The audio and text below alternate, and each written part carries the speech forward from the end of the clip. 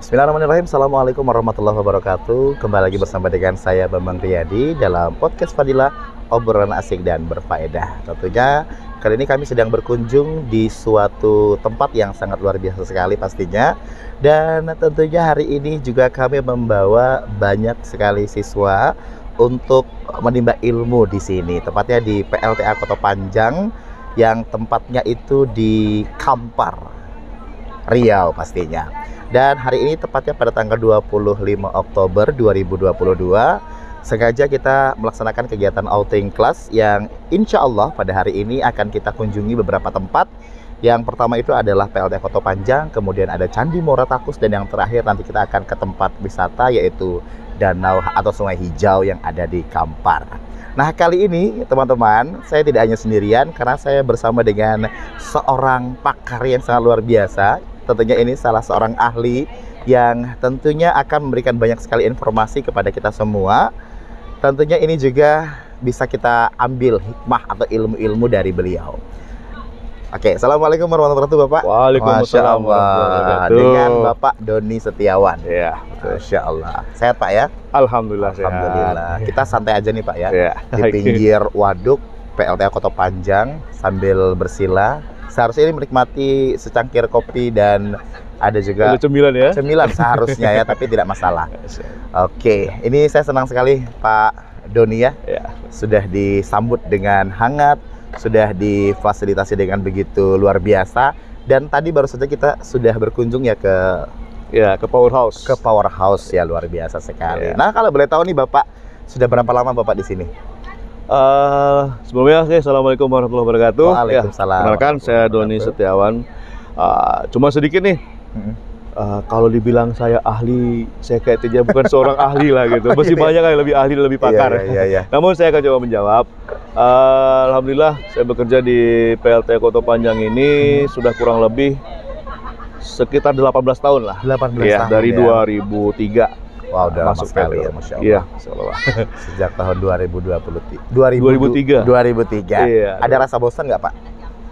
Kalau rasa bosan itu ya wajar, kalau manusiawi ya, rasa bosan pasti ada. Tapi alhamdulillah selama ini kita kalau bosan melihat pemandangan seperti ini sudah merupakan obat. Betul sekali. Indah ya Pak ya? Indah sekali gitu. Di belakang kita ini sangat indah sekali. Iya, ada hijau-hijau di pohonan, danau, ya, Masya Allah. bendungan. Ya, itu merupakan suatu relaksasi yang luar biasa kalau menurut saya. Luar biasa sekali. Nah, ya pemirsa, sangat luar biasa sekali. Nah, kemudian nih Pak Doni, kalau dengar-dengar kan PLTA Kota Panjang ini merupakan salah satu tempat menimba ilmu banyak sekali sekolah-sekolah bahkan universitas. Nah, kalau boleh tahu nih Pak, sejak kapan nih kampus-kampus atau sekolah-sekolah berkunjung ke PLTA Kota Panjang?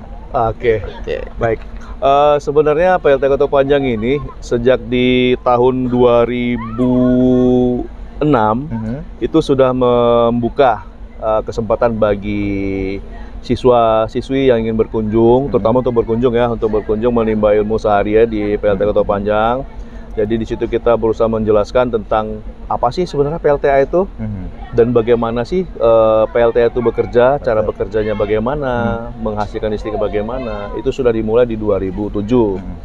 Namun untuk secara lebih luasnya lagi, yang memperbolehkan untuk menimba ilmu lebih dalam di sini yaitu melalui PKL ya, praktik kerja lapangan, baik untuk tingkat STM, SMK maupun universitas.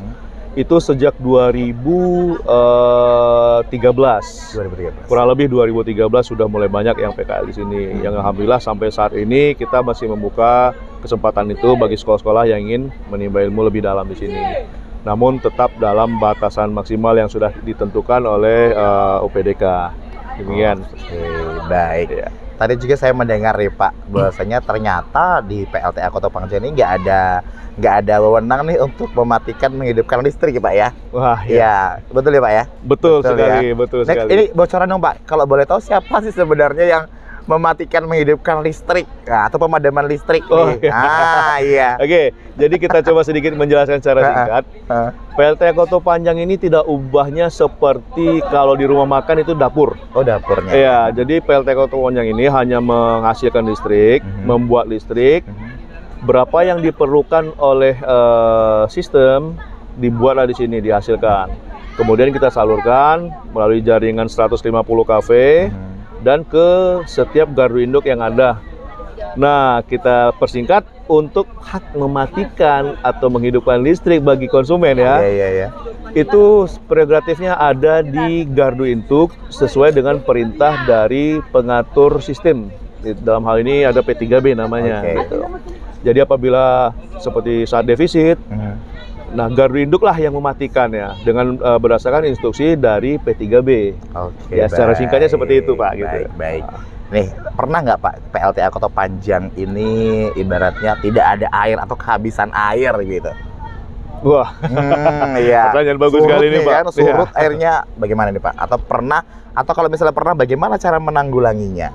Nah, ya, kebetulan PLTA Kota Panjang sempat mengalami masa krisis itu, masa yang sangat di luar ekspektasi ya, di luar daripada hitungan yang sudah ditentukan dari dulunya.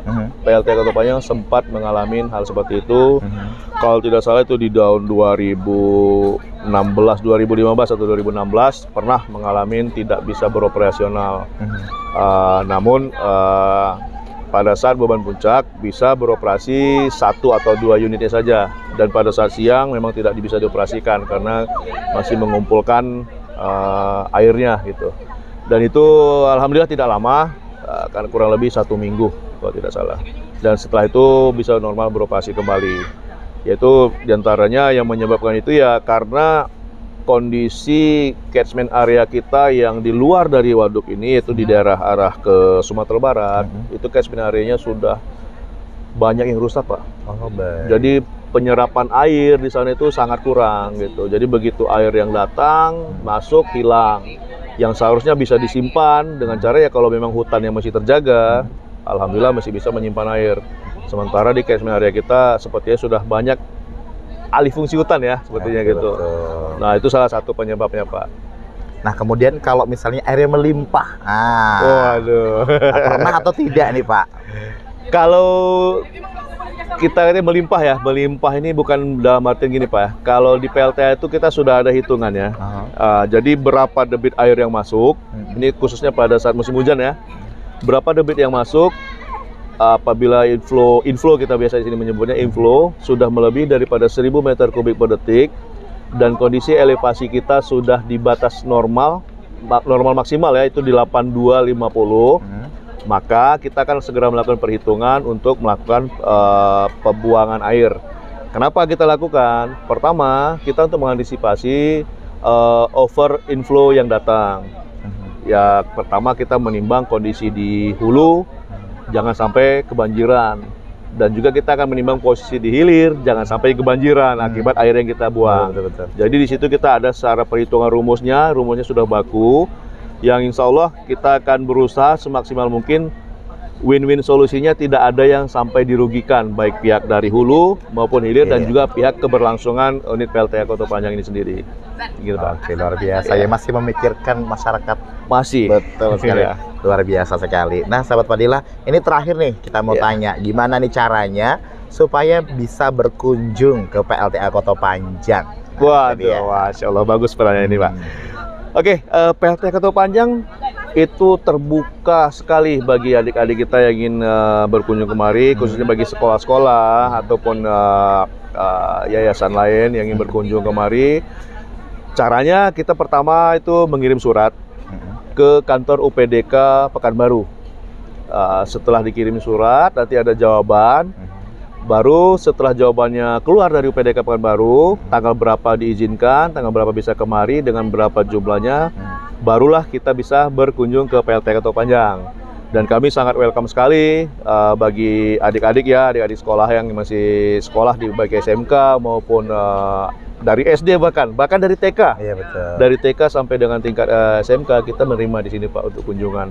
Kita welcome sekali, dan kenapa?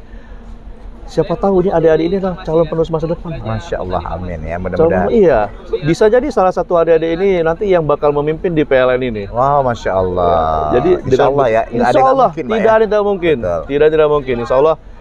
Dan itu sudah ada terbukti di beberapa tahun yang lalu. Dia PKL di sini.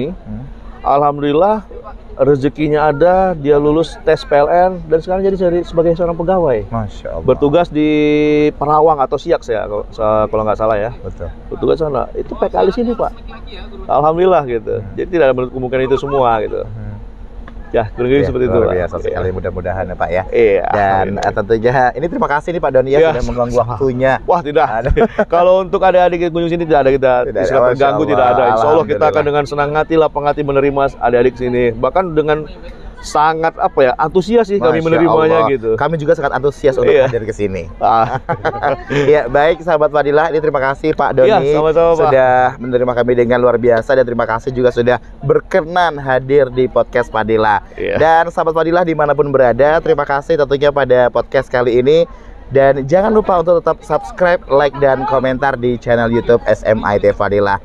Podcast Fadilah, obrolan asik dan berfaedah. Assalamualaikum warahmatullahi wabarakatuh. Sampai jumpa. Waalaikumsalam warahmatullahi wabarakatuh.